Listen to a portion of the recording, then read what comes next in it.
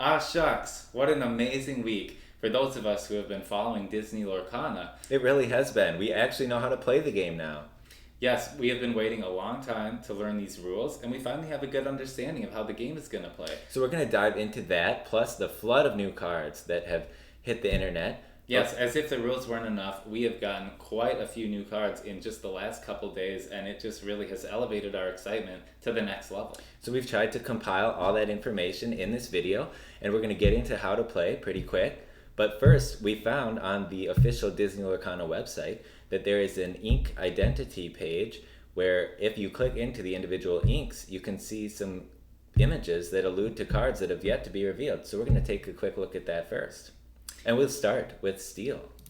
Yes, this was a fun find earlier today, and as you can see, we've got a Lilo who is dressed in a spacesuit carrying a blaster. Yeah, I must say this image took me the most by surprise of any of the images that we're going to show you here, but I just thought it's really cool. Like in the Lilo and Stitch movies, Stitch comes down from space to visit Earth, and it looks like in this card, Lilo is going out into space on some mission of some sort, and it's really fun. Yeah, so this could be like a Dreamborn variant possibly of Lilo where, this isn't the traditional thing we saw in the film, but now maybe she's going to go with Stitch possibly on a galactic adventure. Yeah, it looks really cool.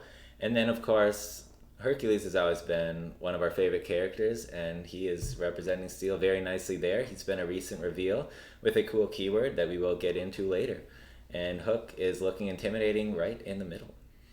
Yes, so yeah, we were very excited to see that Hercules reveal because that's been one of our favorite Disney movies for a long time. And just to see that he's confirmed to be in the game, it's really exciting. And now we will go on to Sapphire. Now Sapphire, Belle, she's on the left here.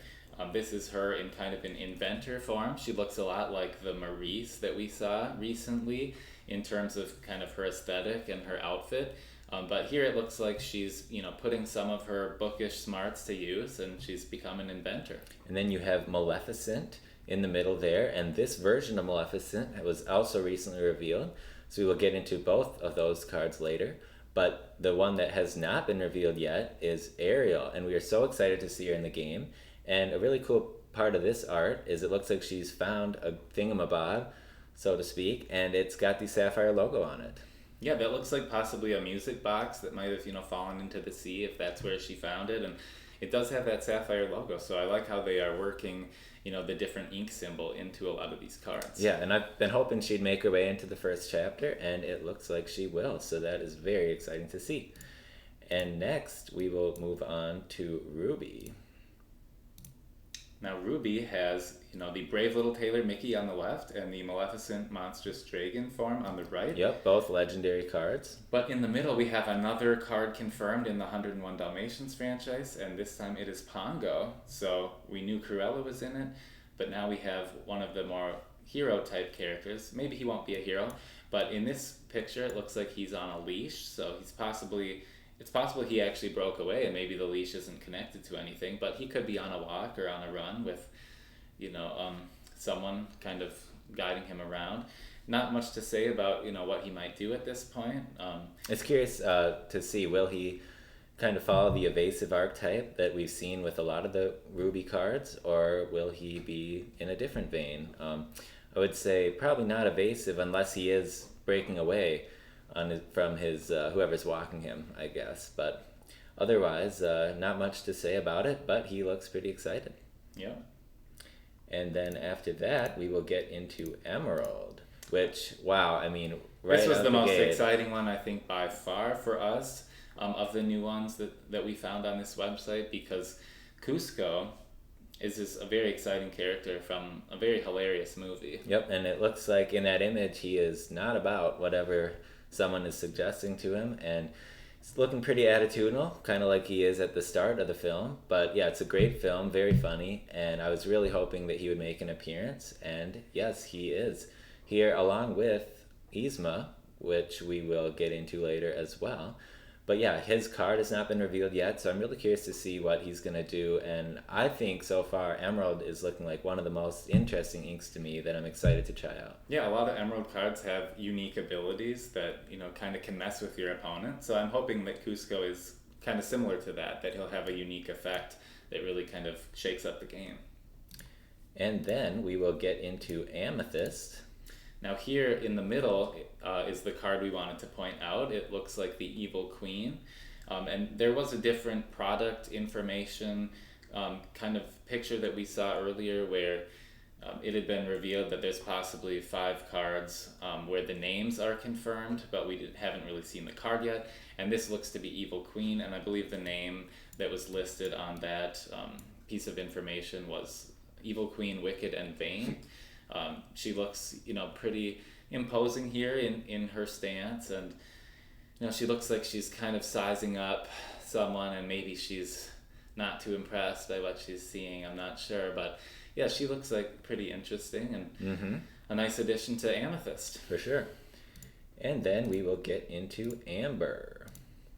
And here, this looks very colorful and fun. It is Timon, and he is having a feast there on some grubs. Yeah, I think this is probably the funnest art of the 6 we've Visually, I really like this, yeah. And he's just such a fun character as well. And it looks like, I don't know what function he'll play in this game, but it'll be cool to see what ability he might have and what he can bring to the table. Or will he just be a vanilla character? I don't know. Yeah, I wouldn't be surprised if he has some kind of a supportive role. He kind of is a nice sidekick to Simba as Simba's growing up, and also Pumbaa, so... Yeah, maybe he can bolster someone or make them stronger by feeding them some grubs, or maybe he bolsters himself somehow, I don't know. But yeah, I really love the art on that. It's very colorful, and I could just imagine that looking very cool in holographic foil. Absolutely. Well, with that, we are going to get into the rules a little bit here, and Disney Lorcana, their official site, has links to this quick start guide. So we're going to try to go through it kind of briefly, but definitely check it out in further depth if you want to go seek that out. And then they also released 8 how to play videos, which have amazing animations and graphics, and also walk you through some turns in a more visual sense. So if that's what you are interested in, I would definitely recommend checking that out. But here is the first page. Yeah, so these are the quick start rules, and as you can see along the top of this graphic, they show the 3 different card types. So you have characters, items, and actions. The main thing to note about characters is when you play them on the board, they have summoning sickness, which means you can't really use them until the following turn unless they have like an on-play effect that happens immediately. The item cards, they will stay on the board once you've played them, and they do not have summoning sickness, so you can use their effects right away. And then action cards are basically like spells where you'll play it out of your hand and it'll go to the discard pile, and it usually has a one-time effect. And then songs are pictured on the far right, and that is basically just a subtype of an action. The key differentiator being there's a slightly different way you can pay for those cards, but we'll touch on that later when we review some song cards later on in this video. So the game overview, the main thing to note there is to win the game you need to collect 20 lore. And what is lore, you might ask? Well, if you look at this Mickey Mouse card, the lore is the 2 little symbols on the bottom right of his card. So each character will have a different amount of lore. So far we've seen characters with 1, 2, 3, and 4 values. 4 seems to be the maximum that can be printed on the card. But so in this case, Mickey has 2 lore. So if you go on a quest with him, you'll collect the 2 lore when you do that quest. His cost is in the upper left corner. His cost is 4, so you'll need to pay 4 inks to play this card. And what are inks, you might ask? Well, the Mickey Mouse card has a golden swirl around the 4, which is called the inkwell icon. And every turn you are allowed to put 1 card from your hand into your inkwell, and then use those cards essentially to pay for the cards that you're playing. Now, the key thing to note there is the Dragonfire and One Jump Ahead, which are featured on this page, they do not have the inkwell icon, so those cards cannot be put into your inkwell. You cannot use them as resources. This is kind of a way for the game makers to balance like what cards they think might be strong, where it might not serve a great function being an ink.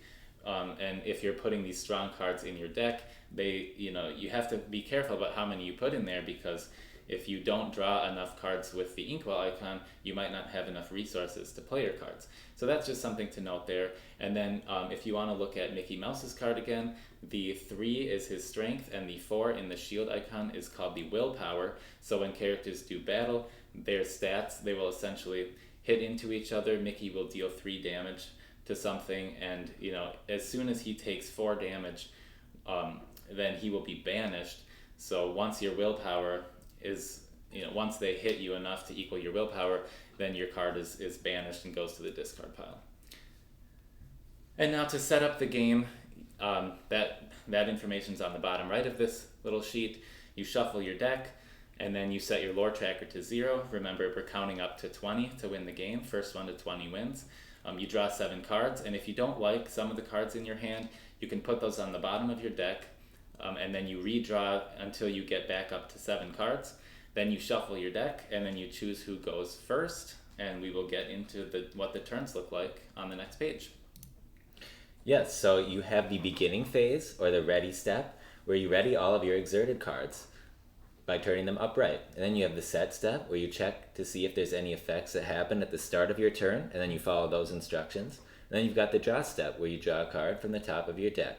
And you always just draw 1 card at the start of your turn, but if you did go first in the game, then the first player skips drawing a card on their first turn.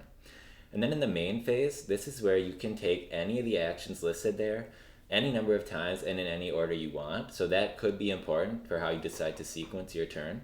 But you can play a card, you can use character abilities if the character was already in play from the previous turn. You can use item abilities, and you can also, with your characters that were in play already, send them on a quest to get lore, which is how you ultimately win the game. Or you can use them to challenge opponents' characters. But the key thing to note there is that you can only challenge a character that is exerted. So if a player just played a card down and the character is ready, not exerted, then the opponent cannot attack into them until they have exerted it somehow. So, and the other thing you can do is use an ability that requires a character to exert. And now just about playing into your inkwell, you may do that once a turn, and it's really important to build up your resources so you're able to play your cards. But what you do is you take a card from your hand that you want to put into your inkwell, and then you must show it to your opponent so that they can confirm it does indeed have the inkwell icon and is a valid ink. But then you put it upside down, or with the back side of the card face up, so that after that point it is just an ink. It has no color or anything and no abilities, and it remains in your inkwell for the rest of the game. And then basically you either send your units on quests, and instantly you collect the lore value that is on the card when you do that. So we had wondered before if that was something that was going to be instant, or if it was going to take place at the start of the next turn, but it has been confirmed it does take place instantly. And so when you do a quest though, you exert your character to collect the lore, so then that gives your opponent on their follow-up turn the opportunity to take one of their characters, exert it, and then challenge your exerted character that just went on the quest, as a way to try to slow you down and maybe remove that character from the board so you can't get lore with it next turn. And that is through challenging, and as we explained, the units deal damage at the same time. So in their little example there, you have Captain Hook, who deals his 3 strength to Donald Duck, who only has 3 willpower, so Donald Duck gets banished at the end of that, but not before he deals 2 of his own damage to Captain Hook. So now Captain Hook is left with 2 willpower left out of his 4, and so if he takes 2 more damage by any future challenges, then he will also be banished. So there are ways in this game to heal damage off too. So if you are able to survive a challenge, there is a chance that you can heal some of that damage off and make them harder to take down. And then it details on this page as well that you can do multiplayer games, which we are super excited about. Sometimes you don't have an even number of people that are looking to play a game, and so someone might have to sit out, but not so with this, because you can play with any number of people, it sounds like, and the rules don't change, so that makes it simple to learn. And I know something that we were really looking forward to is the opportunity to maybe have like a 2 versus 2 type of game, because it'd be super fun to team up together instead of always competing against each other all the time. So hopefully there'll be something like that. but it's just great that they've already built multiplayer games into their rulebook. And then lastly, something to note is when building a deck, your deck must have at least 60 cards in it. So you can go above 60, but at a minimum it must have that 60, and it can't contain more than 4 copies of any single card. And then another thing they point out here is that there might be certain characters that have alternate versions. So you can put, let's say, 4 Amethyst Sorcerer Mickey in a deck, and if you're also playing Ruby, you could have 4 of the Brave Little Tailor Mickey in a deck. That's not a problem. But you couldn't have like 5 Brave Little Tailor Mickeys in your deck. And then your deck can only contain cards from 1 or 2 of the ink colors. So that still offers you up a lot of different combinations to play with. The amount of flexibility and deck crafting that is going to be possible is just, it's incredible, and we can't wait to get started with that. But yeah, that is basically how to play. You will continue having a back and forth, questing and challenging lore until someone gets to that 20 lore count and wins the game. So yes, we will now go into some of our cards that have been revealed this week.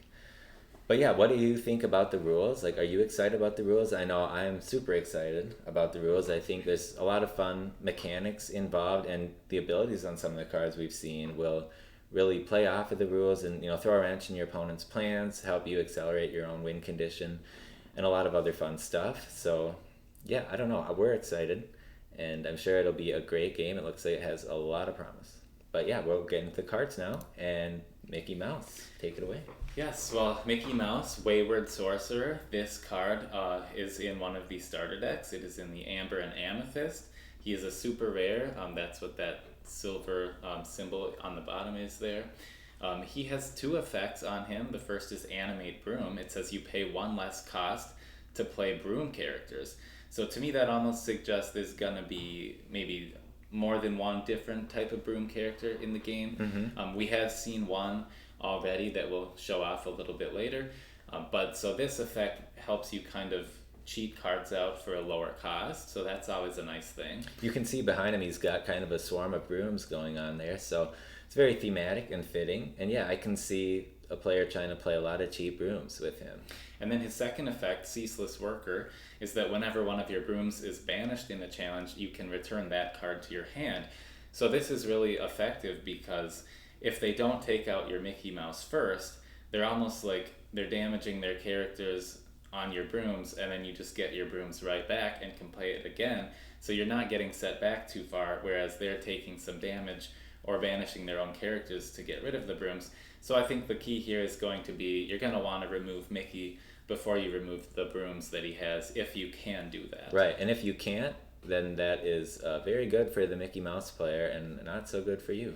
And then the flavor text, he always goes for the clean sweep, so that's a nice pun there. Yeah, and I think his stats, cost of 4 for a 3/4 with like 2 really good effects and still 2 lore as well, that seems pretty good. Yeah, this card seems really solid. Definitely seems worthy of that super rare rarity. And before we saw the broom card that they have revealed, I wondered if there are some 1-cost brooms, it would be very nice on when you have 4 resources to be able to play him and then drop some 1-cost brooms for free essentially, and you could really go wide on your board very quickly if that was possible. But so far we've only seen a 2-cost broom. Right, and even if a broom is worth 1 or 2, if you can go really wide with them and they can't remove the Mickey, even if they're only worth 1 lore a piece on those brooms, you could collect a lot of lore fast, and they might not know how to handle it. So it looks like it has some definite potential. And now here is a look at one of those brooms, Magic Broom, Bucket Brigade. This is a 2-cost for 2 strength and 2 willpower, and it has the ability Sweep. When you play this character, you may shuffle a card from any discard into its player's deck. So that could have a lot of cool uses, whether you're shuffling something into your opponent's deck or shuffling something into your own deck. But that's very cool, and with Mickey's cost reduction on that, you could get that out for a cost of 1, and it can be played in the Inkwell and is worth 1 lore. Yeah, and later on there's actually a decent number of cards that have been revealed that allow players to take cards back from their discard pile. So this card seems like a great way to say, if you know you're against a deck that can go fish cards out of their discard pile, you can just take like the best cards from their discard pile and shove it back into their deck so that they can't access it. So that's potentially a really cool use of that. Right, they'd still run the risk of them maybe drawing it, luckily, but you know, it is a really good point if they have ways to target fish it out of the discard. Another thing is that, yeah, if there's something in your own discard pile that you want a chance to draw again, you could shuffle it into your own deck, and you know, maybe you'll draw it soon. So right, a lot of versatility in the Magic Broom. And now we have Maleficent. Now this one, I believe she is on one of the playmats that one of the 3 playmats they've shown so far. She cannot be used as a resource with that 1 cost that does not have the inkwell icon. However, what's really interesting about this one is she's vanilla, you know, no effect, but for 1 resource on turn 1, if you play this, you know, you're already showing 2 lore on the field, and that is a pretty sizable amount of lore for only 1 resource. So if you play this down and your opponent doesn't have a 1-drop and doesn't have a spell like to remove her, you know, you can already get that 2 lore right away and probably collect another 2 lore on your follow-up turn. So, I mean, she could very quickly help you make gains towards your 20 that you need to win. Right. I think it's very interesting because this is a rare card and it can't be put in your ink. So it definitely seems like if you're running this card, you're hoping to get some quick lore off of it. And whether you do cash in just the 1 time and get 2, that's still a 10th of your win condition right there. And yeah, if it goes unchecked, I mean, this thing could just run away with the game. So yeah, it's definitely scary to see this hit the board. I'm a little worried about the possibility of someone having like a really lucky draw starting out the game, having maybe 3 of her and then 2 other cards they can play as ink. And then by turn 2, you know, already having played 3 of this, you're going to get some really rapid lore. So, you know, she could be scary. Yeah, that's probably not very statistically likely to happen. Definitely not. And you know, if they do wrest control of the board back from you, it could fizzle out. But yeah, it looks like an amazing early game card in terms of lore. And maybe you build this in a deck where you're not really trying to go for the best combat stats, but you're trying to go for really high lore cards and just kind of protect what you're doing and ignore the opponent's board, not really challenge them. Not sure how that'll pan out or how successful that would be, but I'm sure there will be decks like that, and it'll be fun to see how those are structured and how they perform. And I love the art on this one too. Absolutely. Now we have Pascal. He is Rapunzel's companion from the Tangled movie, so he was a very fun character there. How he has the camouflage ability, and it's right here on his card. So if you have another character in play, then he gets the evasive keyword. So being a 1 for 1/1, so far like we haven't seen any other evasive characters that only have that 1 willpower. But at least like I think what's nice here is you can go quest for that 1 lore, and as long as he has evasive, if they don't have evasive characters, he can sit there pretty much just camouflage himself up and hide, and continue to get you that 1 lore every turn until maybe your board is otherwise empty and they can start targeting him. So yeah, very cool character, and he has the same stat line as Maleficent and same cost, but just the 1 lore. But yeah, the evasive mechanic could leave him unchallenged for a while if your opponent isn't running evasive characters or other ways to deal with them. So a very cool early job, and I love the character, so it's very cool to see him in the game. And now we have Yzma, who has been confirmed to be a promo card as well, so you will be able to get an alternate foil treatment perhaps of this card by participating in organized play. And there have been recent details released about that, so that's cool to hear.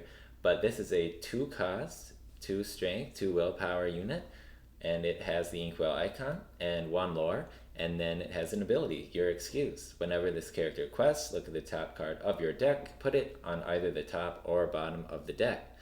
So that just is a good way to see what you will be getting next, and then seeing, do you want to draw that card, or would you rather draw something else? It just gives you a little knowledge, and so that is a useful ability to use on curve. Yes, I think that gives some nice flexibility to the player who's using that effect. And now we have Moana, and this is also in the Mickey starter deck. So the interesting thing about that is Mickey seems to want to use a lot of brooms. Moana's effect references princess characters. So I'm not sure how many princesses and brooms they're going to mix into the starter deck, but I think both of those you could probably separate them and kind of build your own deck kind of focusing on each of the keywords that they reference. Yeah, it might just give a good look at a couple different strategies you could go for in the starter deck, and then yeah, if you wanted to refine it even further. But here you see that she's got 3 lore, which is very hefty for a 5 cost, and then also her effect seems potentially quite strong. Because whenever she goes on a quest, and you're going to want a quest with her since her combat stats really aren't there, and that 3 lore looks very appealing. When you go on a quest with her, you can ready your other princess characters. They're not allowed to quest for the rest of the turn, so something you could do then is any other princess you have on the field, you could quest with them first to get the lore, then you quest with Moana, and then you get to ready your other princess characters. Now they're safe from being challenged because they're not exhausted anymore. So right, they'd be safe from being challenged, or you could exert them again to go on a challenge if you want to kind of deal with the opponent's board, or if they have effects on their cards that activate when you exert them, you could exert them to get the effects off. So this just lets you get additional value out of all of your characters that are princesses that have already been in play. Right, because normally if you use exert ability on one of your characters, or you send them on a challenge or on a quest, then they can't do the other option. If they quest, they're exerted, so they can't challenge, and vice versa. But when I saw this revealed, this was so exciting to me, and it looks incredibly strong, the potential it has. I mean, we haven't seen how many princesses are in this first set yet, and ultimately all the abilities they'll have. But I mean, just thinking going forward, every new set that has princesses, some of those might have amazing abilities that you could maybe use twice in one turn now, because she lets you re-ready things, and even just sending them on a quest for lore and then readying them again so they're immune to or not vulnerable to challenges. It just seems super strong, and love to see this card. Any card that gives you flexibility of options and additional value is just great, and I think her lore amount is very strong here too. Yeah, I think this will definitely be a card your opponent wants to get rid of very soon after they see you play it, because it is a lot of lore, and it just can definitely help you out in so many different ways. So yeah, that is Moana. Next up, we have Hey Hey. Yes. And this is also from Moana. And also a promo card. Yes, and I have to say, this one is one of the funnest looking one-cost cards that we've seen so far, because it is the first card that has the support keyword. And that means that whenever this character goes on a quest, you can add its strength to another chosen character's strength for the turn. Yeah, I think that seems really cool, because I've seen a lot of characters where maybe it costs 2 and then it has stats of a 2/3, or maybe it costs 3 and it has stats of 2/3. And so if you wanted to try to challenge a 2 strength 3 willpower character with one with the same stats, it won't banish them like that. But here you could send Hey Hey on a quest and then give your 1 strength to your 2 damage character, and now they have 3 for the turn, and they can get a clean trade in 1 hit on the opponent's 3 willpower characters. So I think what's really fun about this card is it incentivizes you to go on a quest and get lore, which is what you want to do anyway to get closer to your win condition. And at the same time, you get to Hey Hey gets to be protected, because you don't need to use him in the challenge. In that previous example, if you were challenging something with your 2 strength character, you could of course use Hey Hey as well, and then trade them both out. But in this case, there'd be no reason to do that, because he lets you just give his power to someone else. Right, so then he gets to be fine and collect his lore. And also, if the opponent does decide to turn back and target him then the next turn, I mean, it's slowing them down as well. And will they be incentivized to, target a 1-cost unit like this? I don't know, maybe. But it definitely helps you with early game trading, I think, and that's very cool to see. And that Maleficent we saw previously, was 1 cost for a 1/1. Hey Hey trades with that, and I think if she becomes a problem or is kind of a threat in those early games, it's going to be important for most decks to include some 1-drops, and in the amber color right now, this is looking great. Yeah, it is. And next we have Just in Time, featuring Maui, and this says, for a cost of 3, you may play a character with cost 5 or less for free.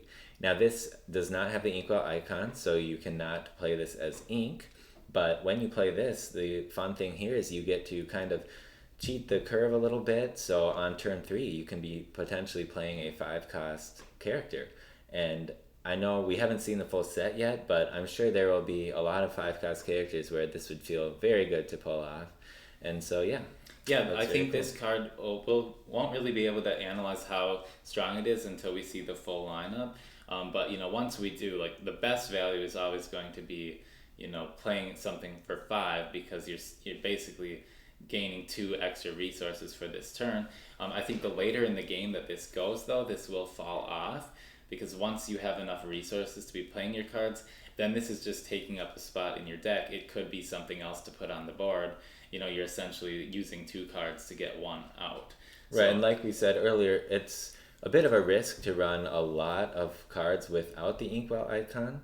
We're not sure quite yet what the ideal balance will be, but that does disincentivize you from just loading your deck with a bunch of cards like this.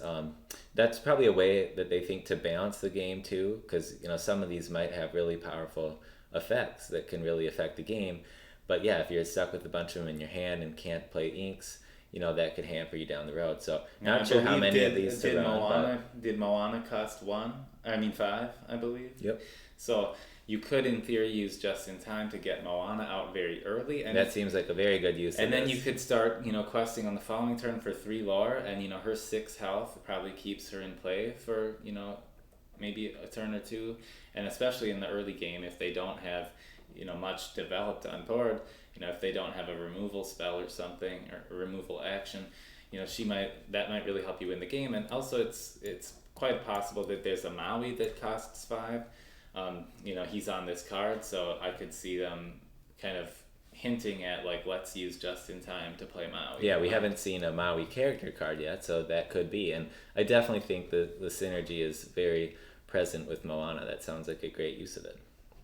Now we have Dinglehopper, which is, I believe, the first Amber item we have seen, and it costs 1, so a fairly cheap item to play. And then it has an ability, Straighten Hair, and you exert this item to remove up to 1 damage from chosen character. So the longer the game goes on, the more value you can get from this item, and it's pretty cheap to play. So, if you find yourself without a unit to develop on 1, or you just feel like this is the best play on turn 1, you can get it down and reap the value all game long. So I don't know how impactful Healing 1 will be. Yeah, I mean, But we've seen Healing Glow before. That's an action that costs 1 and it heals 2. But this one, essentially, you do the initial investment of 1, and then for the rest of the game, every single turn, you can heal 1 damage from something. And especially if you had a couple of these down, yeah, then it really forces your opponent to have big enough characters to cleanly trade you out. Otherwise, you can just heal off and like make better trades than they can, most likely. But then, of course, if you're playing a bunch of these down, you probably don't have as many characters in your hand to play. So it's just gonna depend on, is this strong enough to warrant being included in a deck? And not really sure about that yet. right. I mean, you can always throw it in the inkwell if that seems like the best purpose for it at the time. So, but yeah, I mean, it seems like maybe if you combine this with other healing cards, you could do quite a bit of healing on an important character at a pivotal moment. But yeah, I don't know how impactful this one will be, because 1 damage, on 1 turn, getting healed, not sure. But, it's a cool card anyway. What excited me about this one first was that we hadn't seen any other Little Mermaid cards, I think, until this point. So this was like the first thing that I thought was a good sign that, we'd probably get Ariel and some of the other Little Mermaid cards. But And now we have Stitch, and I've long been a big fan of Stitch. I think I got a Stitch plushie on my first trip to Disney World, which was quite a while ago. Long time ago, but he's so cute, and the trajectory and the arc of his story throughout the film is very fun, and I just love the messaging in that film too. But yeah, here this card is. just makes me want to go to Hawaii and really just get out there. And But here he is. He costs 1, and then he's got 2 strength and 2 willpower.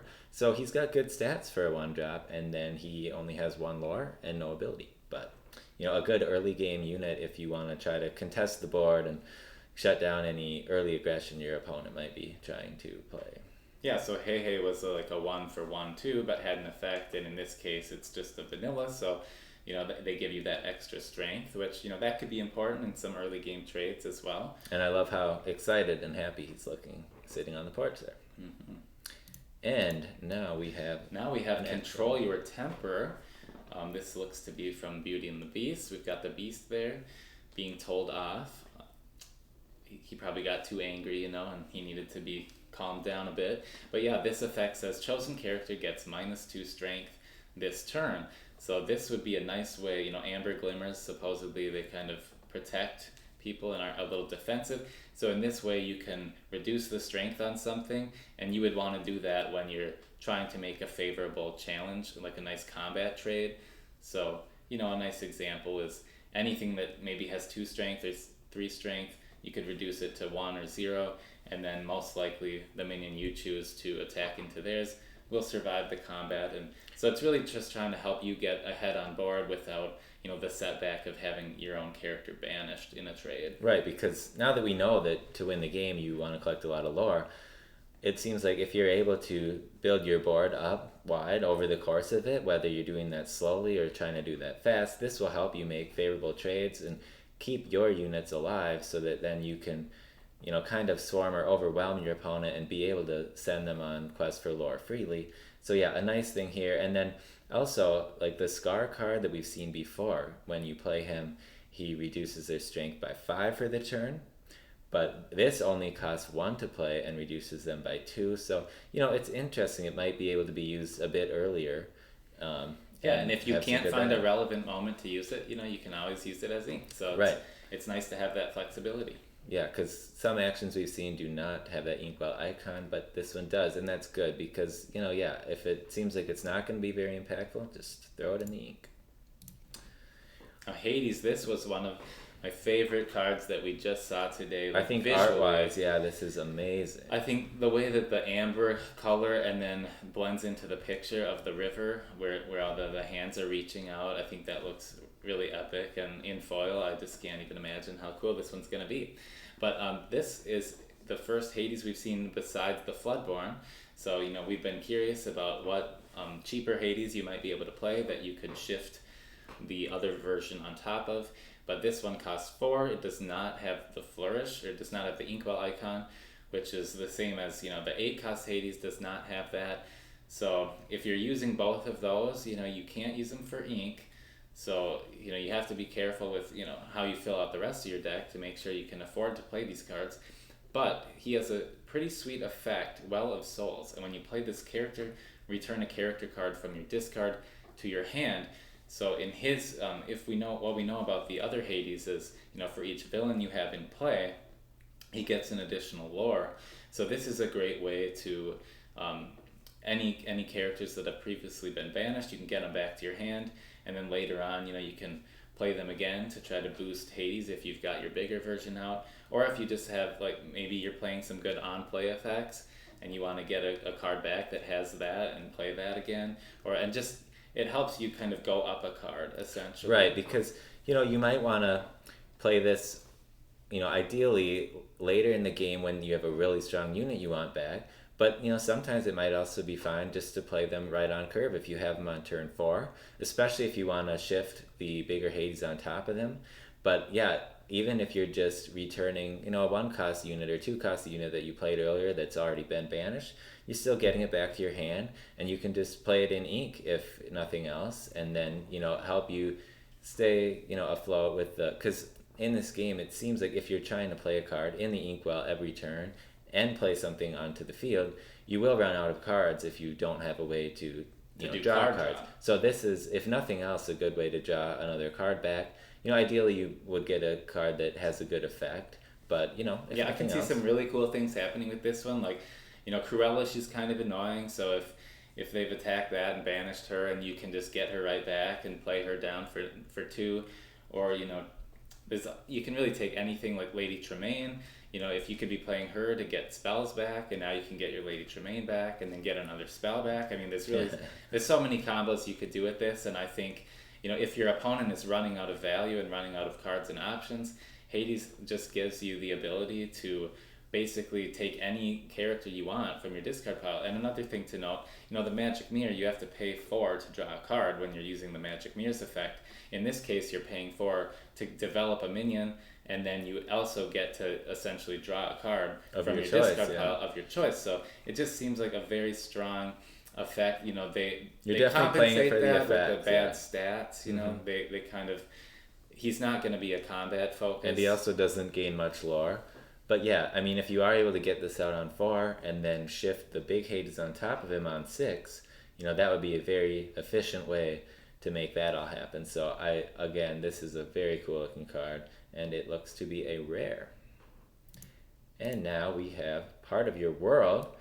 So here is an example of a song card, and it does not have the inkwell icon, so you may not play it as ink, but what it does is it says return a character card from your discard to your hand. So again, kind of like the Hades ability we just saw.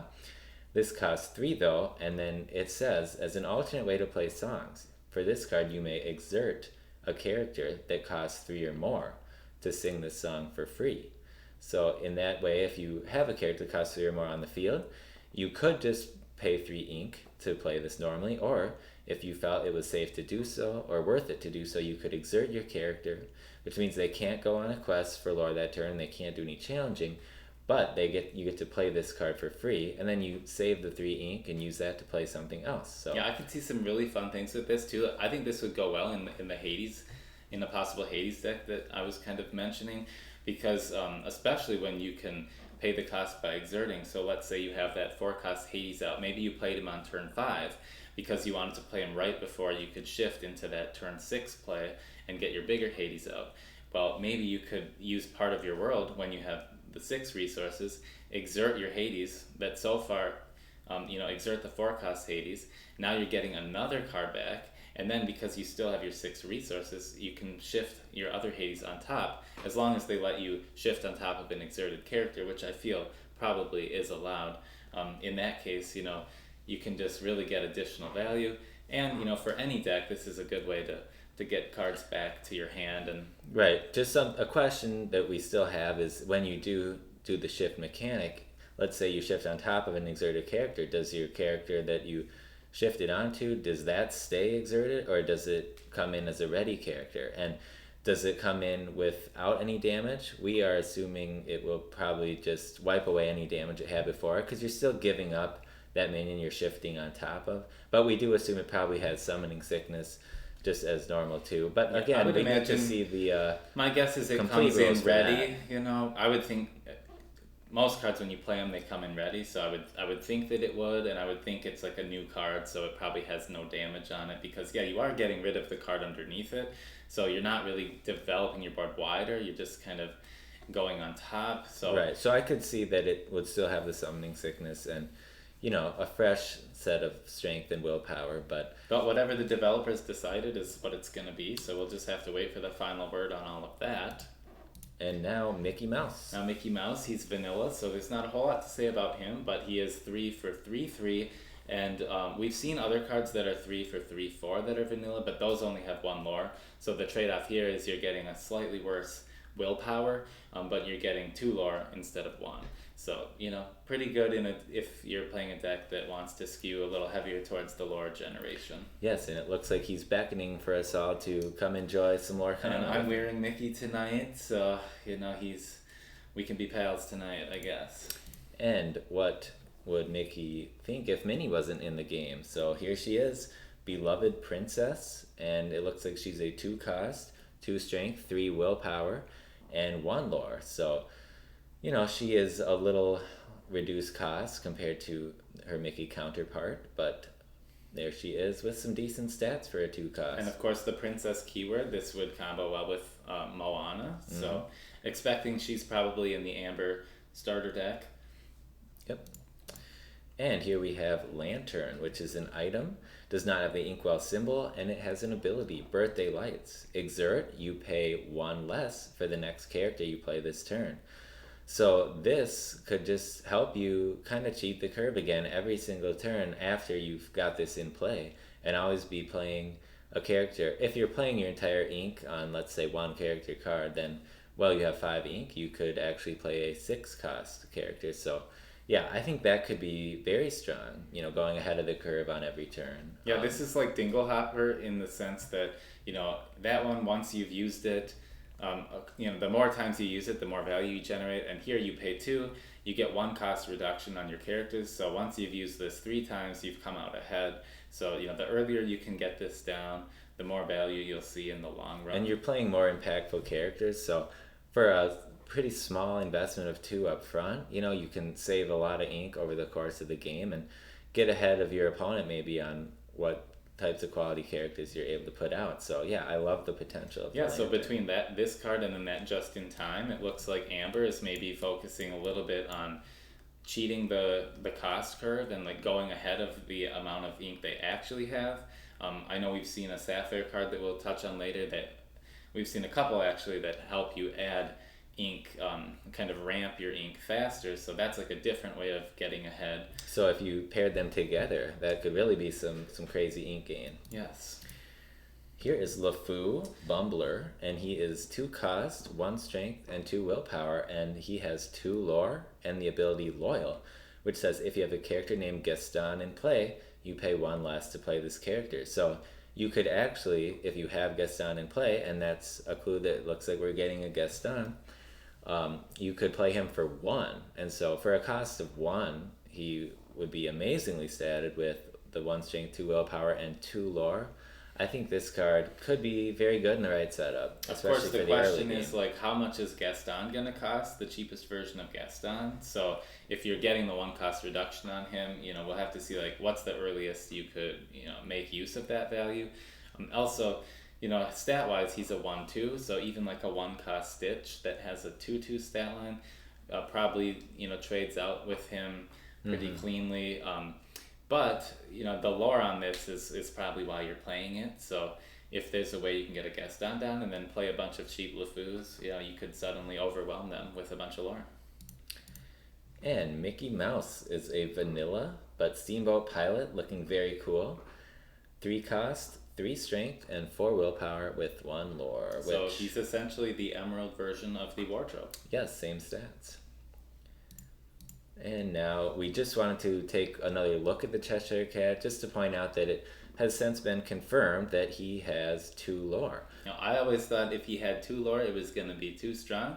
But then we started to see more cards revealed, and it seems like, cheaper cost cards, like even that Maleficent, she's only 1 for 2 lore, so this is very reasonable. Yeah, and I was kind of thinking that having 2 lore would be a good way to incentivize the opponent to make sure to take him out as quick as they can, and for him to get more value out of his ability. It seems like if he only had 1, maybe they'd just let him sit on the board. So I like that he has 2. I'm sure it'll be very frustrating and annoying to play against sometimes. Yeah, I think what's strong about it'll be fun to play, and I don't know, I love it thematically. It's very cool. His effect, getting rid of the character that challenges him, that's that could be a lot for the opposing player to need to deal with if they don't have much on board yet. But I would say he's a good card to remove with an action if you have one that can deal 3 damage. Sure, and I guess you don't have to hit him in 1 clean hit. Like you might use a couple challenges to take him out. So maybe use a 2 drop that had 2 strength and then just put him down to 1 willpower. And then maybe you take like an Olaf who has 1 strength and put in that last hit, and then he only banishes your 1 drop. So there's definitely ways to try to play around that, and especially because he has 0 damage himself, so none of your characters are going to take damage. You can swing into him as many times as you need. So maybe it won't be as strong as it might appear at first glance, but I think he's going to be strong for sure. I think he could be a problem in some scenarios. So very neat. Now we've got Aladdin. This is probably one of the reveals that has us the most excited recently, just because when we first heard that the lore gain is instantaneous, it just created a little bit of a concern, like is there going to be enough ways to interact with the lore that they have obtained, since if we can't really stop them from getting it initially when they quest for it the first time, before they've been exerted, outside of like actions and stuff that you might have in your hand and card effects. We were hoping there's a way then you can interact with that lore gain, and Aladdin looks to be like the first really strong example of that, because his ability during your turn, whenever this character banishes another character via challenge, you get 2 lore, and each opponent, so if you're playing multiplayer it affects everyone, loses 2 lore. So in this case you're gaining 2, they're losing 2, it's kind of a swing of 4 lore. So primarily you would want to use him in challenges because you're getting the 2 that you would otherwise get if you just quested with him, but then your opponent is losing the 2, and so that's very important. Yeah, And I love the art on this card. It's got decent stats too. I think the ability is so fun. Yeah, I mean, if you're against this and you realize like they're gonna be able to challenge you when you go on your quest for lore and you don't have a way to stop it, it'll feel bad that he'll just be able to steal that lore. And with 5 willpower, he's pretty burly, and he could try to, make a trade where he stays around so he can maybe try to get another trade the next turn and take away more lore. So yeah, this looks like a very strong card. And again, yeah, it's cool to confirm that there are going to be ways to manipulate the lore your opponent has, that it's not just banked there forever. And his stats are definitely looking better if you're able to play him for the 5 cost via shift instead of 7. I know a lot of other 5 costs, like Mulan, she's 5 and she's a 4/5. This would cleanly trade with a Mulan and still stay up. But if you play him for 7, then the 5/5 isn't looking as great. But his effect, I think, really makes up for that because he can start clearing off some of their more mid-range or lower range threats, and then kind of help get back some of that lore that they may have gained earlier. Yeah, I think from what I've seen so far, this card really made me probably most excited about the Ruby and Emerald starter deck of the 3, but they all look fun. But yeah, and this also just makes you wonder, might there be an action card that says your opponent can't gain lore next turn or something? I mean, that would probably have to cost a lot to play, but it'd be a possibility. Or maybe a character that, while this character is in play, your opponent can't gain lore. That would make them suddenly have to challenge or remove your character somehow. Yeah, that'd be interesting ways. I'm hoping they have the characters where they can't gain lore while it's in play, so that opponents can't just say I'm never going to try to win the board, or they need to come up with an answer to get rid of it before they can gain lore again. In case you're against these really aggro decks that gain so much lore early, and then you're like, what can I do to stop this? Maybe a control deck could have something like that in play. But yeah, that would be real cool to see. Still got a lot of the set left to see, and I'm just curious to know what other cards are going to interact with the lore. But that is Aladdin, Heroic Outlaw. And now we have Scar, who is a vanilla card here, Fiery Usurper, cost 4 with 5 strength and 3 willpower and 1 lore. And I think this was cool to see. We hadn't seen a lot of, or even any 4-drops maybe around the time this was revealed. And then some vanillas seem to be statted a little more on the defensive end, but this card seems to be more about having a lot of strength. So it's just cool because when you take into thought Jumba, who costs 5 and has stats of 4 strength and 5 willpower, this card here has a cost of 4, so you could get it down a turn earlier, and it would still trade 1 for 1 with that Jumba that costs your opponent more to play. So yeah, I think a lot of the really effective mid-range cards we've seen so far have the 5 health. You've got Stitch, he's a 3/5. Aurora, she's a 3/5. Mulan's a 4/5. A lot of those, that 5 health or 5 willpower might be too much for most characters to deal with in one hit. But if you want to run Scar in a Ruby deck, that could help you only need to invest 1 card in making that trade and just dealing with the threat efficiently and quickly, so it doesn't get out of hand. Yep, it seems like he's meant for combat. It's quite the pose, and with that the one lore, that 1 lore, yeah, it really makes you think you'd rather use him to remove a threat off the board than just go for that and 1 lore. The art on this one is incredible too. I love how it's definitely a reimagining, a Dreamborn version of Scar, and he's covered in flames. So very cool, or very hot, I should say. Donald Duck, not much to say about him other than he is a 2 cost for the 2/3 stat line, and because he has kind of they gave him that extra willpower here, they gave him 1 lore instead of 2, and yep. So he'll be good for the early game trades because vanilla cards that focus on stats over lore are always going to be good on board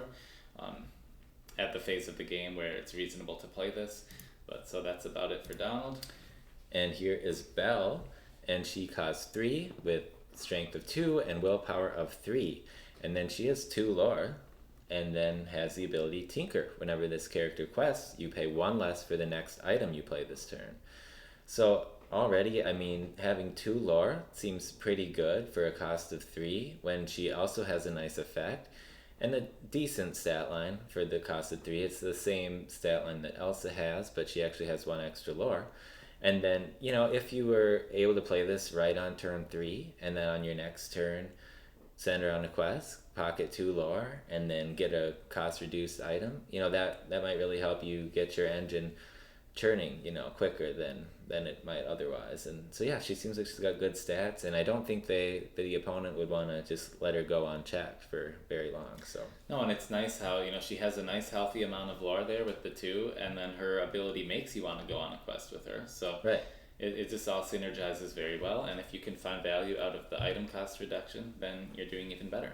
Yeah, I like when cards seem to incentivize you to quest, because that is how you win. And I know at times it might be easy to just, or you might have the tendency to want to sit back and not do anything with your character if you, fear that they might be taken out because you're making them vulnerable. But, to get the most value out of her, it does seem like you want to send her on a quest. So that's fun. If you've got an item to play, definitely seems like a good idea. Now, Coconut Basket, speaking of items, this is a 2-cost sapphire item, and whenever you play a character, you may remove up to 2 damage from chosen characters. So this seems like an even stronger version of healing in an item form, because this is like every time you play a character. So if you play, even if it's like a 1-cost, you get to heal 2, and this sits on board for the rest of your game, right, unless there's a way for them to remove it. And the nice part is you get to pick which character you're healing. So I mean, maybe you have a character with 5 willpower and they've taken 4 damage, and maybe you play a couple characters your next turn and you heal them right back up to their full 5. So this could be very strong. I mean, once you have it in there, especially if you're in a matchup where it's very combat heavy. So yeah, and I love the art on this. It's just so tropical and very fun. And yeah, it's good synergy with Bell if this is an item you want to run in that deck. Yes. Now, Develop Your Brain. This was a big reveal because it lets us know that there are cards from this new franchise also in the game. Sword in the Stone. We're expecting probably Merlin, maybe Madame Mim, and if you check possibly Wart, who is on this card. I've only seen this movie once, but I thought it was very interesting compared to like most of the movies that when I think of Disney, like I don't usually jump to this, but I really did enjoy watching this, and so I'm excited that this is in the game. Absolutely. And if you look at the official Disney Lorcana site, in the How to Play section, it does have a picture of Merlin at the top of the webpage, so that could be a hint that he will also be in the game in some form. So yeah, this card, essentially for a cost of 1, you get to look at the top 2 cards of your deck and put one in your hand and the other on the bottom of your deck. So a lot of times in games, you might be looking for just the perfect card you need in a scenario, and if it's not in your hand, this lets you look 2 cards deep into your deck, and hopefully you'll find something you can use there. Yeah, and I think this is really nice too. Like if you're in a late game top decking scenario or whatever, and you draw this, then you get to look at the next 2 and pick one out of there, and it only costs you 1. So, if you've got plenty of ink to spare, this does not really set you back too much at all, and it just lets you pick your best option off the top, and then maybe get rid of, whichever one won't serve you very well. And, maybe both of your top 2 cards are good, and then you might feel bad putting it on the bottom, but even if you don't find what you're looking for in there, it helps cycle through your deck a little faster. Yeah. And so that you can maybe eventually find what you do need a little quicker. So it's always good to have flexibility. And again, if you don't use this, you can still put it in your inkwell. Yes. And Aurora, I love the art on this. Wow. It just looks really nice the way the light is like streaming through those windows. She was always one of my favorite characters back when I was a lot younger and would watch this movie quite a bit. So her and Maleficent are really 2 characters that I'm pretty fond of. But in this case, she is a vanilla character, a 2 for 2/2, and because she's not a 2/3, it looks like they give her that 2 lore, which is nice. And of course, in the Sapphire deck, we know that the Aurora that you can shift for 3. So if you play this on 2, ideally you have the other Aurora in your hand and can maybe play her on turn 3, and that would be, she would kind of help you accelerate your board state into a higher statted minion. Yeah, and if you are able to quest with this one first and then shift into that more expensive Aurora. We don't know for sure, but if you are able to do so, I mean, 2 lore for a 2 cost is a pretty good rate. So, yeah, I like that card. And now we will see Maleficent Sinister Visitor. So, this is a 4 cost with the Inkwell icon, 3 strength and 4 willpower. Also a vanilla, there are no abilities on this one, and only 2 lore. So, I mean, for double the cost of that Aurora card, you're getting the same amount of lore. You are getting, increased strength and willpower stat. Yeah, this is essentially the wardrobe, except it costs 1 more and you get 1 additional lore.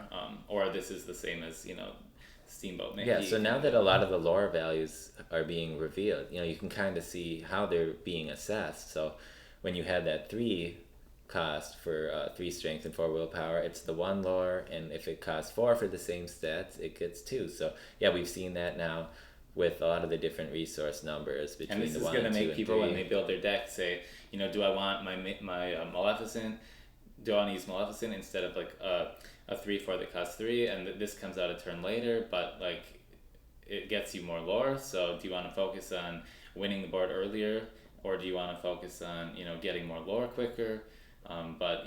Yeah, I'm curious to see, especially with these vanilla characters, like when the top tier decks are being made, how many of like the vanillas will be included first of all at all, and then like which stat lines on the vanillas and which cost levels will be most prevalent. And maybe it just depends on how the really core and important cards in your deck are filling out. If you notice, I'm really lacking in the 4-drop or the 4 cost cards, then maybe you look into some of these. But again, there's probably some 4-drops that have like stats of 4 and 5 with 1 lore, so then would you put that in here, or would you rather do this card? So, and I think a lot of times prioritizing effects over just stats, it might be the way to go, but you do need stats to win the board too. So there's probably a healthy balance to find, and whether that's this card or something else. And this art is very nice as well.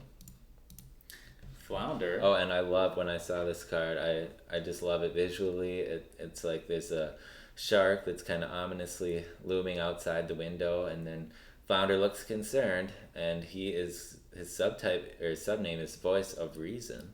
Yeah, so this reminds me of the beginning of the movie, I think, where Ariel is exploring a sunken ship. She's looking probably for some more treasures for herself, and she'd rather do that than be in this concert, that her father's expecting to be at with her sisters. And Flounder's kind of the voice of reason, where he's trying to tell her to go back.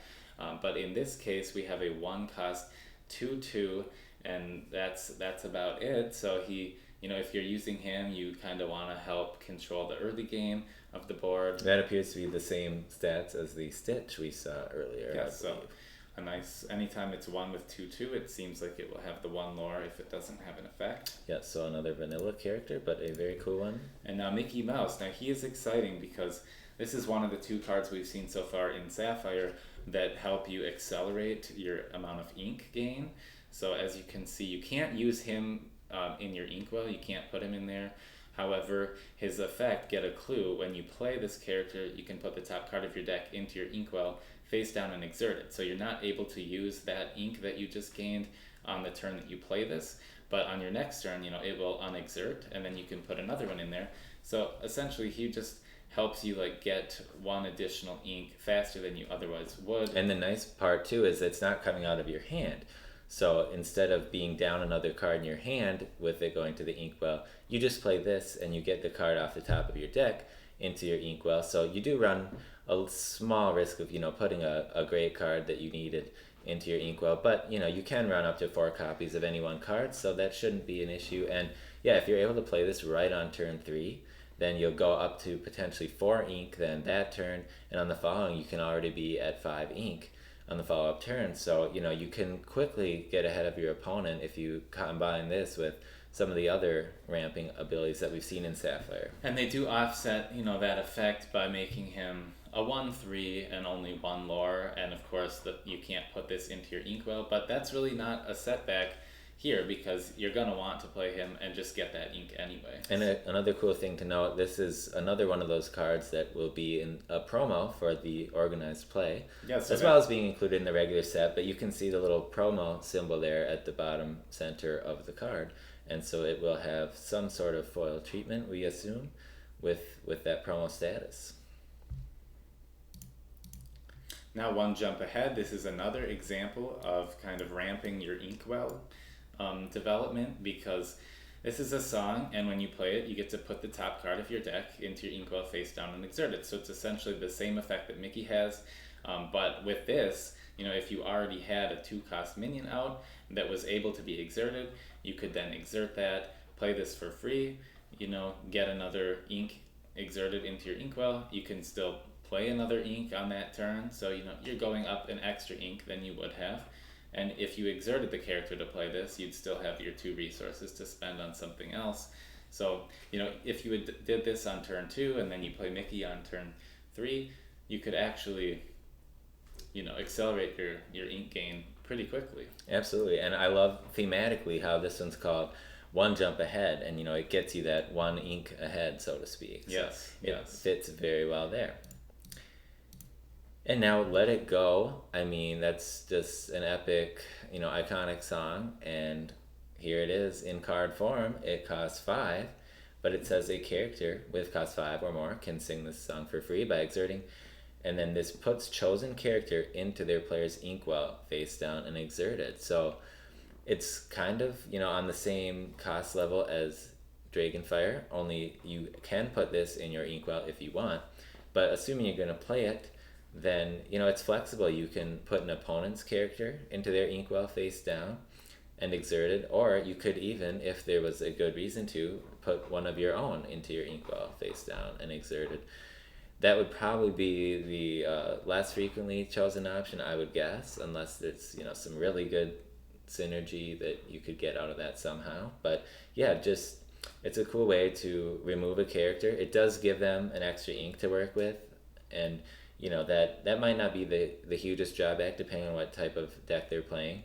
But another cool thing is just the ability to exert one of your characters that costs 5 or less. I mean, maybe you have a really strong character on the board that for whatever reason or another you're fine to exert, and then you're free to save that 5 resources, whereas with Dragonfire you have to spend the 5 to banish. But this way you could just exert your character and then play another thing down for 5, maybe to protect the character you exerted, or to throw up some other line of defense, or just further develop the board and go that's wider. what's nice about songs, is they just give you the option of save your resources if you want and then play additional things, or if you don't need to do that, you can still pay the cost and use your character for something else rather than exerting them. So it's just nice to see that there's another card that can help you answer a big threat on board, because really this can target anything as long as it doesn't have ward, and if they paid 9 to have a Maleficent out, and you're playing a Sapphire deck, and maybe you're not playing Ruby, you don't have Dragonfires of your own, you don't have Maleficents, but now Sapphire, we can see, has a way to kind of get rid of a big threat. So yep, I think it's a nice card. And now we have Simba, and Simba was featured in one of these starter decks alongside Aurora. And we were very excited to see what this card was going to have on it. Mm-hmm. It looks like one of the first keyword it has is Challenger, and this is good confirmation that not all Challengers are +2, because Hook has +2, but this is a Simba Challenger +4. So when he attacks, he will actually have 8 strength instead of 4. Of course, if he's on defense, he only has the 4. And then his special ability Pounce.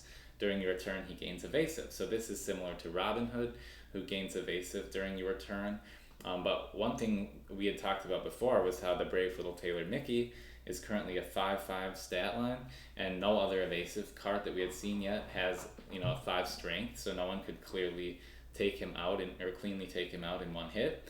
But Simba, having Challenger +4 and evasive when attacking, he would actually have 8 power, so he could take out Mickey, and perfectly he has 6 health or 6 willpower, so he would not get banished in that challenge. So that seems like a good trade for Simba to make if that scenario ever comes up in any of your games. I love the flexibility of that. I think so far the more I see of Steel, it seems pretty defensive in a way. Like there's good statted units, but just the ability to deal with the evasive threats that your opponent might throw down. And also with that Challenger 4, so far we have yet to see a character that has 8 willpower, And so far the 8th strength that Simba can have while he's challenging should be enough to take out any character that we've seen revealed. So I am curious to see if there will be any that are, have higher willpower than that in the remainder of the set. But and with 2 lore, I guess if you're in a case to send him on a quest, that's a decent amount of lore. I mean, it seems like his value is definitely coming from his abilities and his stats, not so much the lore at a cost of 7. But yeah, it looks like a really cool card, and I'm excited to see how he fits into the rest of the deck. Yeah, I have to say he's a little less appealing to me than the Moana and the Aladdin that we saw recently in the other decks, just because I think their effects have potentially more game changing impact. He's more, Simba seems to be more combat focused, since he's essentially just gaining strength and evasive. But like I pointed out earlier, Mickey would be a great trade for him to make here, and there's a lot of other evasive cards in Ruby too. Like you've got Tigger and Goofy, etc. Right, and if you can get multiple trades with Simba, can trade multiple times. Maybe heal him up. Only in between concern combat. He's a little, he might be a little slow at that 7 cost. But right, because he doesn't have a shift either, so it looks like you have to play him for 7 unless you cheat him out early somehow using some other effects. But with 6 willpower too, he's kind of tanky, so he might take a few hits anyway, and he can probably safely go for that lore if need be. And I think visually the card's looking really cool, and almost a little 3D with the rock sticking up, and he's clearly in the foreground, and then you've got the fields and some giraffes and other animals in the background. Very cool to see. And yeah, I think all 3 of the starter decks are looking fun. And then we have Hercules, as we mentioned earlier, and he has an important new keyword that we had not seen before called Bodyguard. So this character may enter play exerted. So it said may, so you don't have to, but if you choose to, they will enter exerted.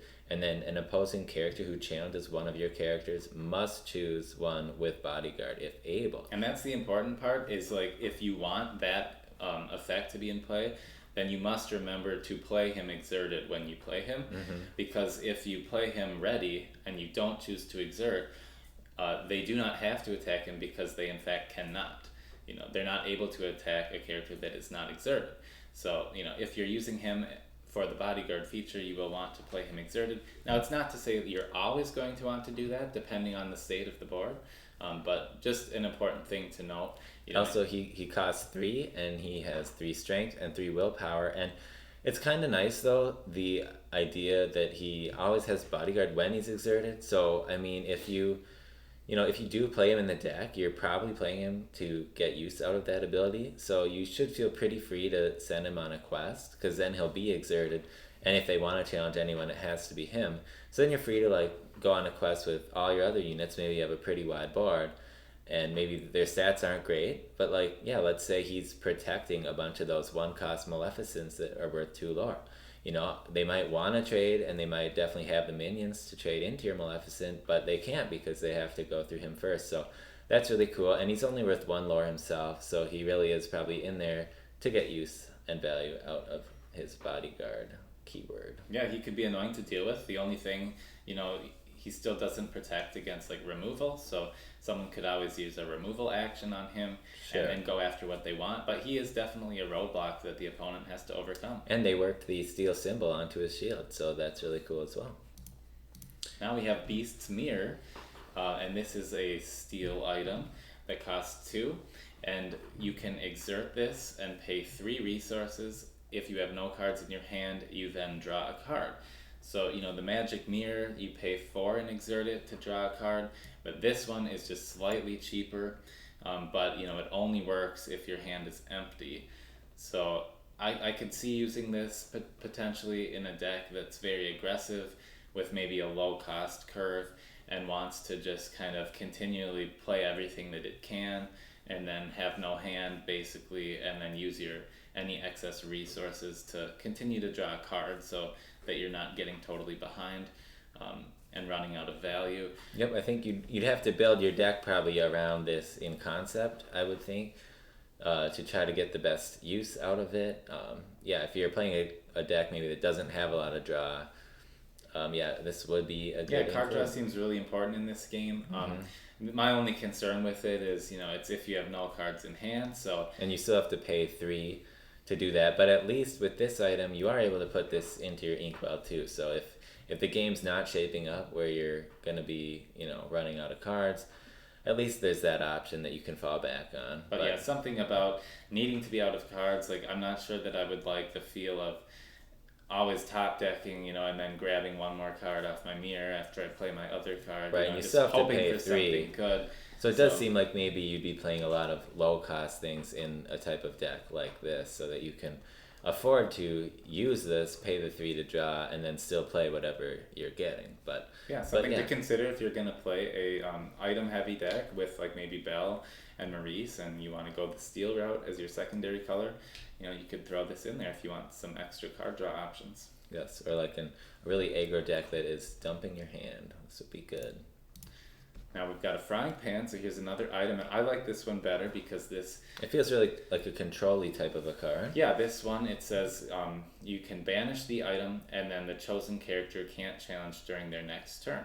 So, like, let's say you're really ahead on board, or you're kind of winning the board, and then they try to drop something big, to kind of deal with what you have.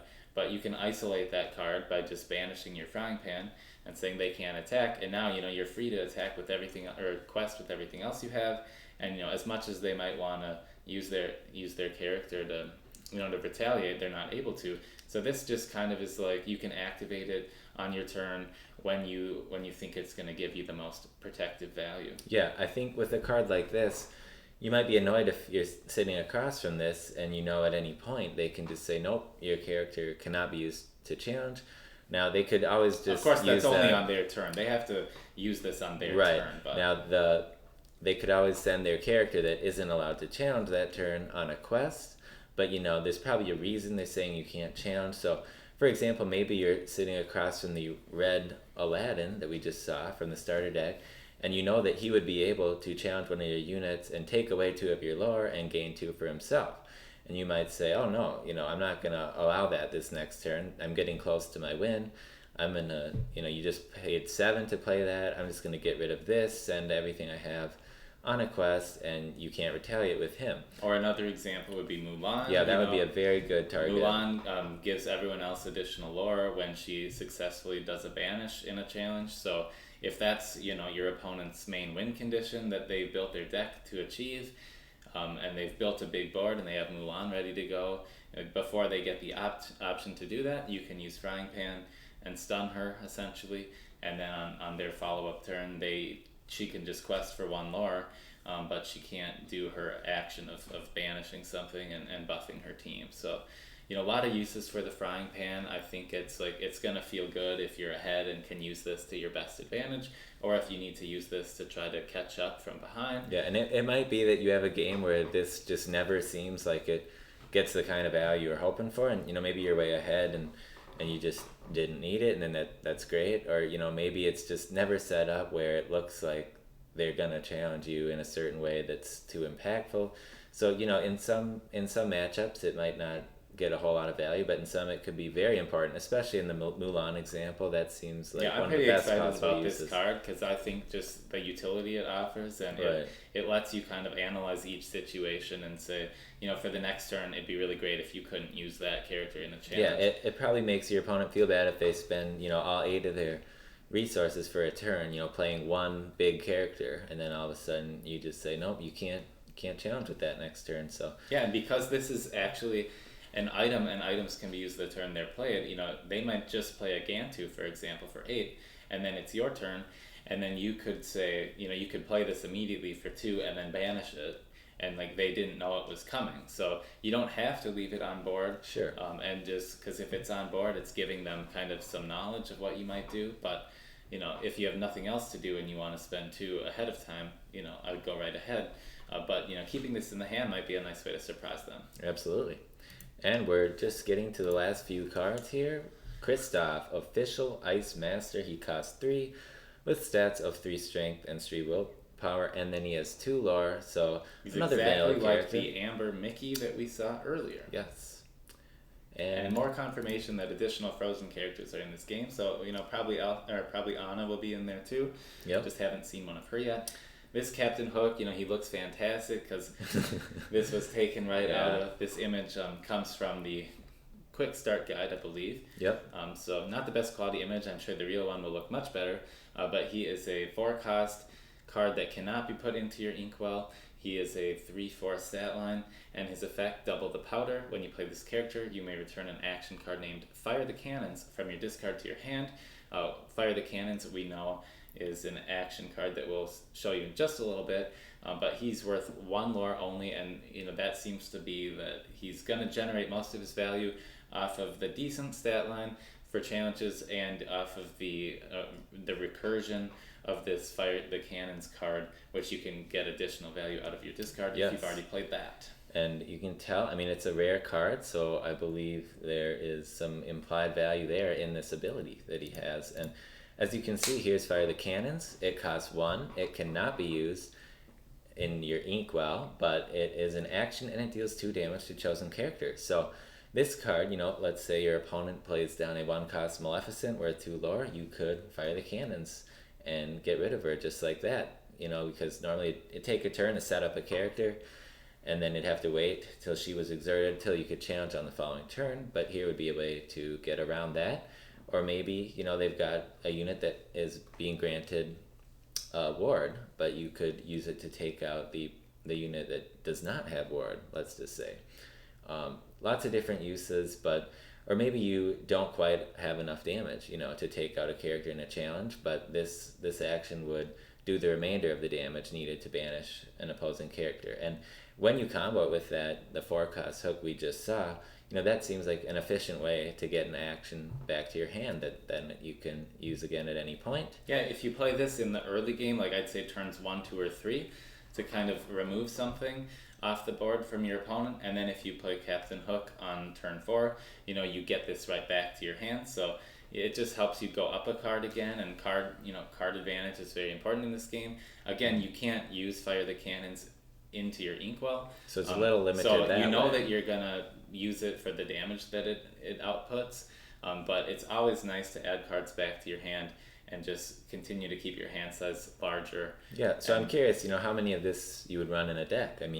If you're running a lot of the Captain Hook and you're hoping to draw this so you can use it and then use his ability to get it back, maybe you're running a full play set of 4, or maybe you find that there's some matchups where dealing 2 damage, it's just clogging your deck too much, or your hand, because you can't use it as ink.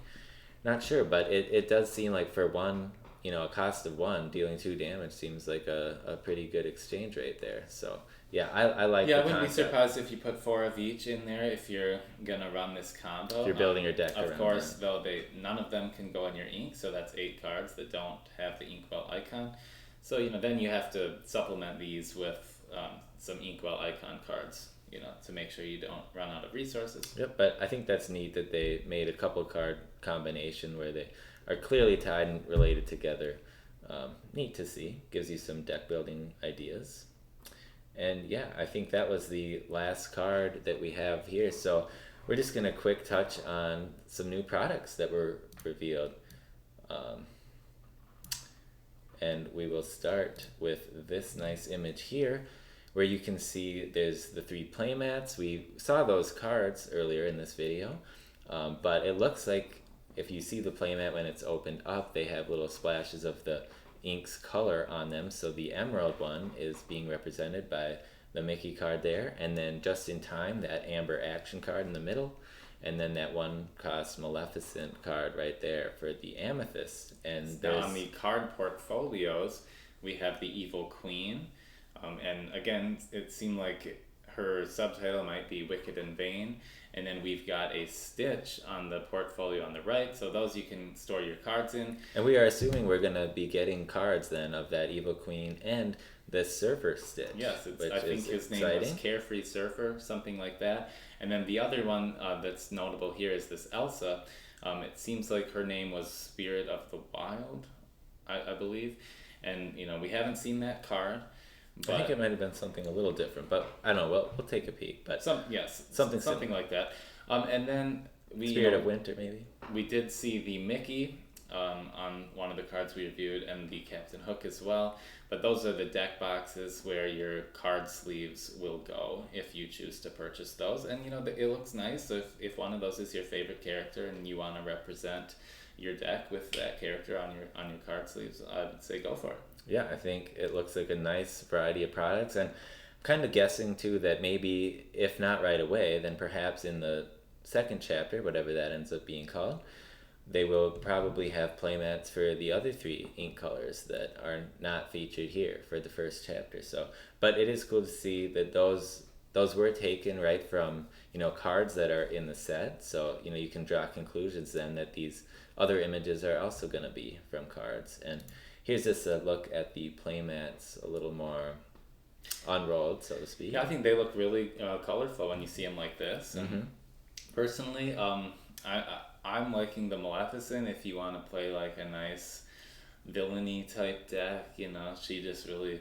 has that vibe about her. And then Mickey, I kind of like that classic looking artwork with him. He's kind of in the black and white. Yeah, I think that one has a good variety of colors. But then they offset that with the colorful, like the ship's wheel has that nice emerald gem kind of in the middle. And I think the Maui one too, that's a very action shot of him. And the hook's glowing in a very nice way, and the light's shining on those leaves. And yeah, I mean, the background is, you can tell they work the amber color into that one, and the emerald into the Mickey one, and amethyst into the Maleficent. Yeah, I think the background on Maui is a little more muted, so your cards might really pop out nicely. Yeah, I when think you're playing on that one. I think there's some good choices here. But yeah, it has been a long video. Thank you so much if you stuck with us through the end.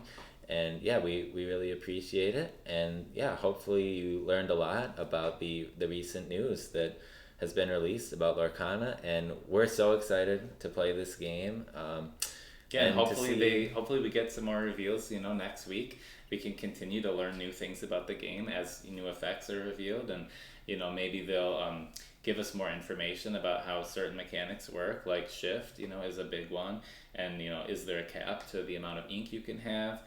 Just things like that, or we're just interested to get really the full understanding. So. Right, and even after all the cards that have been revealed, it seems like we're only at about 30% of the entire set. So I think the deck building, yeah, I mean, just to see all the options and the synergies that are going to start becoming known once we see a bigger variety of the cards, it's going to be really cool to start having fun playing around with that. I'm very excited to come up with some decks, and also once we have the full set list, I'm curious like which decks will be most interesting for me to play, and what you guys think. Like, are there ink combinations that you're the most looking forward to trying out? Like, yeah, what really excites me too is that just between all the different colors, there's like, you could make 15 different decks based on the color combinations, and then you could do an additional 6 decks if you just did each color as its own color in the deck, like all ruby or all amethyst. So 21 different really combinations you could do here. And I think that when you sit down and go to some events, and play with a lot of different people, like everyone's going to have different colors that speak to them more. Yep. Or that they're more excited about. So I think there's going to be great variety in this game, and that's really fun to see. Yeah, I think the same's true with the characters. Like, so far, there's already been revealed like a Mickey in 5 of the different inks. I'm guessing he probably appears in the 6th one too in the first set. Got to give each one a Mickey. But so yeah, I'm curious if there is a 6th, what that will be.